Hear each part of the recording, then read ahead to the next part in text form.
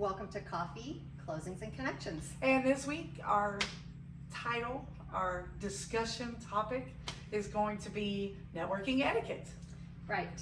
So, networking is something I started right off the bat when I went full-time almost 5 years ago, which is hard to believe. And so, when you're new, maybe you have no idea what to do.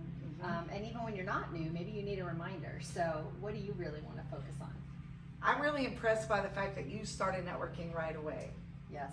I regret that I waited so long to do it. So my feelings are that you should definitely do it. Not only is it a great place to eventually get referrals, but it's a great place to meet other people that are also business owners and have some of the similar struggles that you have. And then a bonus is if I can find somebody that my client is looking for and I make a great connection.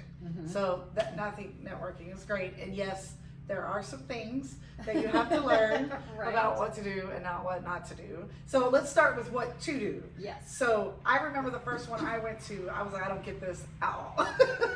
You didn't understand what you were supposed to do? I did not understand what I was supposed to do. But I know now what I am supposed to do is I'm supposed to make a real connection. Yes. I'm supposed to use this as a place to meet someone and then take that opportunity to schedule a one-on-one and really get to know someone and what they do, because you really can't get that out of a 30-second intro that most people get to get. Right. So, I mean, fun fact, that's how Anna and I became Yeah, friends. that's absolutely true, We yes. I don't even remember which networking event it was at, but I was like, oh, I think I kind of like her, so, we could be friends. yes, I'm like, you are my people. There's no doubt. Yes. So we yeah. met for coffee, and I don't even remember how long we hung out and talked and eventually had to go, but Yes. that's where that all started, and I think that's really valuable. And it's funny that you would say you had no idea what to do, because I worked in corporate America for my whole life, basically, and from time to time, my boss would say, you really should go and do some networking. And I was like, what for? I'm not looking for a job. I really did not understand. When you're kind of immersed in that corporate world and you have your job and you go and you do that every day, you may not understand at all the point of networking if you're not looking for a new opportunity and things like that. I certainly didn't, because I was very content where I was and I didn't really see the point or the value. And I was a little introverted. I still am. I try hard. So that's a little hard thing. Yes. But yeah, I didn't get it either until I left my job and realized exactly what you just said. Like, I need to know more people. I need to know the community better, where my business is, and start to make some connections. Yes. And we can talk about what it's not. Yes. Yes, we can. It's really not a place to sell.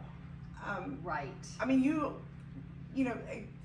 introducing yourself and telling a little bit about what you do is absolutely what you should be doing. But selling really isn't what it's about. And actually, I've had it happen to me, and it's a huge start off.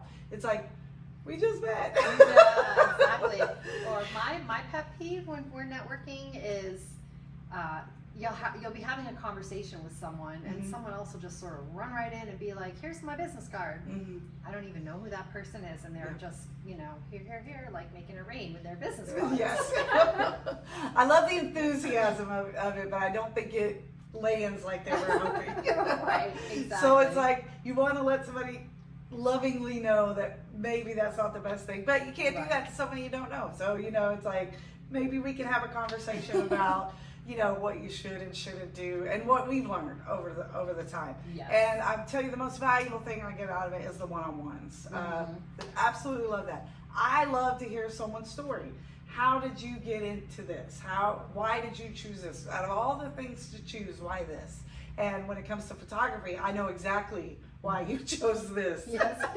There's a story there. Maybe we'll do that some other day. Some other day. Yes, exactly. Yep. And you too, though. You're yes. into real estate for a very specific and kind of personal reason, I think. That's absolutely right.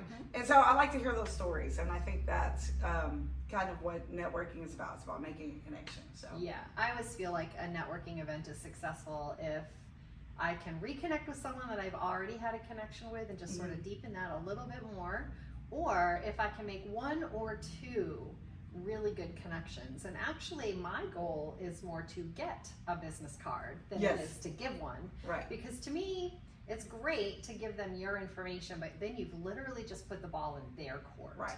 right? So if there's someone you've met and you really enjoyed that person or thought that you could mutually benefit each other, because like Anna says, it's not about selling to that person, it's about sharing your connections and your networks with each other. Right. Maybe you're reciprocal businesses potentially, but we're not necessarily, and we still find value in being able to connect each other with the people that we know. And so if I can get that business card, then that puts the ball in my court to decide how and when I follow up with that person or ask them for a one-on-one. Absolutely. I'm glad you said that too, because a business card is useful. Absolutely. And I do want that. You know, after we talk, it's like, I get where you're coming from. There's something you said that resonated with me, and I want to hear more. I want to get to know you more. Exactly. So, yeah. I go back and forth with being really great with my follow-up and then not so great. So maybe that's a networking etiquette that is worth some exploration in another topic is how do you follow up? When do you do it? How often? What method do you use? Because I had somebody very early on meet me at a networking thing, and the next thing I knew I was getting a phone call, and I was very taken aback because of course I was new and I didn't understand really how to network yet, and it was awkward. It was really awkward, but that's a me thing probably. So you have to understand that everybody has their own personalities and their own things that they like as well, and I think that can be tricky to suss out when you just meet someone at a networking event. Yes. The great thing about it is that most people that come are really friendly, and so they are there too to meet people. So as long as you keep that in mind, it kind of takes away a little bit of the nervousness of, okay, I'm going to connect with somebody I don't know here. Yes. So I say some of these things and I hear some of these things because even though I do a lot of networking, it's a good reminder, not only to talk about, but to myself, but like, okay, why are we here? Why are we doing this? Yes. And the one other thing I like is if I really go into it with an attitude of how can I help you, I found that has given me the best results because it really does feel great because there are actually ways that I can help you. You know, and if we talk about that and you mention it, even if I can't, I probably know somebody who can. Absolutely. So that's another thing about the networking that I think is really great. I agree. Yeah. So what do we feel like would be one little bit of closing advice that we could give people who either are seasoned networkers and are kind of getting burnt out, because I'm a little bit in that spot. Yes. You know, after 5 years, you're like, I got to get up early and I have to go to this one and there's multiple of them every week. And so I fall off a little bit. Or for the person who's just starting. Yes. My advice that I can give is there's a lot of different groups. I made the mistake of going to one and then not going to one for a very, very long time because it wasn't the right fit. So my advice would be, if that's not the right group, it's okay. There's other groups and they're going to fit better for you. That's so true. Just go to another one. And there's a lot of different ones. There are chamber events, there are BNI if you're into something a lot more structured, and there's also free networking events where you don't have to join a chamber. And you know, what is your goal? Is your goal to be more social, or is your goal to be more business oriented? If that's what it is, then you know, if it's more for the ladies or you like a mix, you know, just take that in account when you're going and just try a different one. And if you are getting burned out, take a break. I did But get back in, make a commitment. I'm going to start back this, but I like to be consistent. Just because that's just my personality. If I'm gonna go, I'm gonna go this, and if I have something else that I won't go, but it's on my calendar. Right. And then if I can't go, I can't go, but I'll catch it next time. Yes, Yeah. and to add on just one last statement about if it's not the right group for you, try a different one. I 100% agree with that, but I also want to caution against making a really quick decision on a group based on one meeting. And don't just go once and stop going because it didn't work for you. It is a long game. You have to remember that networking is a long game, and you may have to give a group a little bit of a chance. If it's a real small group 1 week, try it again the next time. Maybe it gets bigger.